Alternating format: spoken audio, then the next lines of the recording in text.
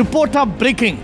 മുനമ്പം ഭൂപ്രശ്നത്തിൽ ലഭിച്ച പുതിയ പരാതികൾ മുനമ്പം കമ്മീഷൻ റിപ്പോർട്ടിനെ ബാധിക്കില്ലെന്ന് കമ്മീഷൻ അംഗം ജസ്റ്റിസ് CN രാമചന്ദ്രൻ നായർ റിപ്പോർട്ടറിനോട്. എല്ലാ പരാതികളും ട്രിബ്യൂണലിന് പരിഗണിക്കാനാകും. ട്രിബ്യൂണലിന്റെ വിധിക്കെതിരെ അപ്പീലിനും അവസരമുണ്ടാകും. കോടതിയുടെ അന്തിമ വിധി മുനമ്പത്തെ ജനങ്ങൾക്കെതിരായാൽ കമ്മീഷൻ റിപ്പോർട്ടിലെ ശുപാർശകളാകും സർക്കാർ നടപ്പിലാക്കുക. നമുക്ക് പ്രതികരണം ഒന്ന് കേട്ടുവരാം.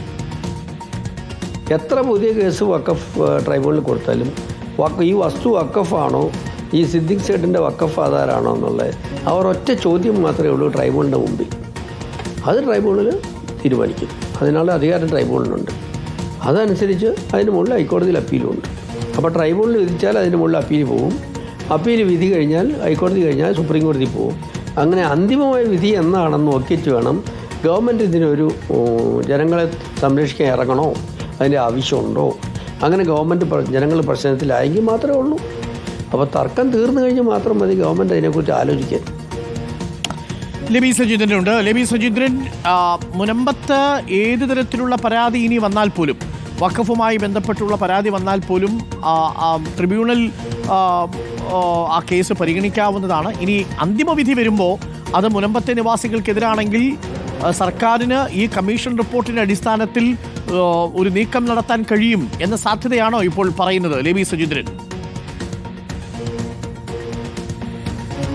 അതെ ഡോക്ടർ അരുൺ, കാരണം ഇപ്പോൾ അധികമായി വന്നിരിക്കുന്ന ഈ പരാതികൾ എല്ലാം തന്നെ നേരത്തെ ഉള്ള പരാതിയോട് ചേർത്ത് തന്നെ വഖഫ് ട്രിബ്യൂണലിന് പരിഗണിക്കാവുന്നത് തന്നെയാണ്. 30-ാം തീയതി സിറ്റിംഗ് ഉണ്ട് താനും. അതുമാത്രമല്ല, ആദ്യം നൽകിയ പരാതികളുടെയൊക്കെ അടിസ്ഥാനത്തിലാണ് സംസ്ഥാന സർക്കാർ ഇത്തരത്തിൽ കമ്മീഷൻ നിയോഗിച്ചതും കമ്മീഷൻ വളരെ വിശദമായി ഈ വിഷയം പഠിച്ച് റിപ്പോർട്ട് സമർപ്പിച്ചതും.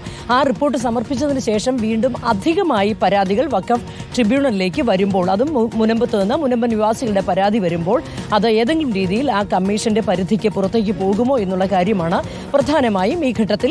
അതിനുള്ള മറുപടിയാണ് പ്രധാനമായും അദ്ദേഹം പറഞ്ഞത്. കാരണം ഈ റിപ്പോർട്ടിൽ എല്ലാവർക്കുമുള്ള റിപ്പോർട്ട് പ്രധാനമായും പഠിച്ചത് ഏതെങ്കിലും രീതിയിൽ ട്രിബ്യൂണലിന്റെ വിധി, ഇപ്പോൾ അദ്ദേഹം പറഞ്ഞതുപോലെ തന്നെ വഖഫ് ട്രിബ്യൂണലിൽ ഇതിൽ വിധി, അന്തിമ വിധി പറഞ്ഞതിന് ശേഷം വാദം 30-ന് കേൾക്കുന്നു, പിന്നീട് തുടർന്നങ്ങോട്ട് വാദം കേൾക്കലും, ഇതെല്ലാം പരിഗണിച്ചതിന് ശേഷം അന്തിമ വിധി വരുന്നു.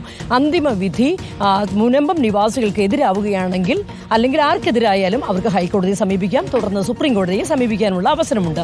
അതിനുശേഷം അന്തിമ വിധി കോടതിയിൽ നിന്ന് വരുമ്പോൾ അത് എതിരാകുന്ന ഒരു സാഹചര്യം മുനമ്പൻ നിവാസികൾക്ക് വന്നിട്ടുണ്ടെങ്കിൽ തീർച്ചയായും മുനമ്പം ജുഡീഷ്യൽ കമ്മീഷന്റെ റിപ്പോർട്ട് അവർക്ക് ആ ഘട്ടത്തിൽ ഉപകാരമാകും. കാര്യം സംസ്ഥാന സർക്കാർ ആ ഘട്ടത്തിലാകും ഈ കമ്മീഷൻ റിപ്പോർട്ടിന്റെ അടിസ്ഥാനത്തിൽ മുനമ്പത്തെ നിവാസികളെ അവിടെ എങ്ങനെ സംരക്ഷിക്കണം എന്നുള്ള കാര്യം ആലോചിക്കുക. അതിനനുസരിച്ചായിരിക്കും തീരുമാനവും സംസ്ഥാന സർക്കാർ എടുക്കുക. താങ്ക് യു ലേബി സജീന്ദ്രനാണ് വിവരങ്ങൾ നൽകിയത്.